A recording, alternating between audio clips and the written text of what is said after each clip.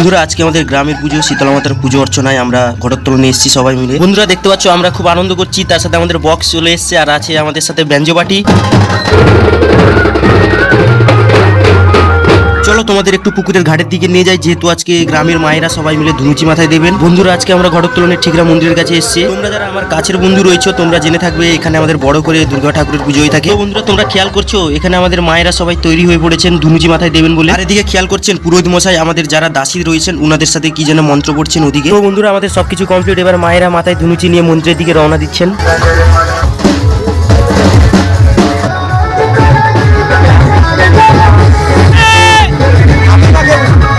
গ্রামের সবাই একসাথে আসতেই আজকে খুব আমরা আনন্দ বোধ করছি। সবাই মাথায় ধুনুচি নিয়ে যাচ্ছেন, এই দৃশ্যটাই এক আলাদা।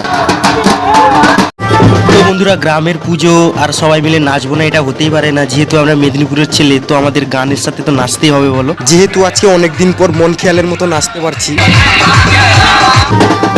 বন্ধুরা আমার নাচ কেমন দেখতে পাচ্ছ, যেমন ইচ্ছা নেচে যাচ্ছি মনের খেয়ালে। তো বন্ধুরা দেখতে পাচ্ছেন চারদিকে আমাদের গ্রামের লোকরা সবাই রয়েছে আর আমরা খুব আনন্দ করছি, যেহেতু আমরা এখন মন্দিরের সামনে রয়েছি।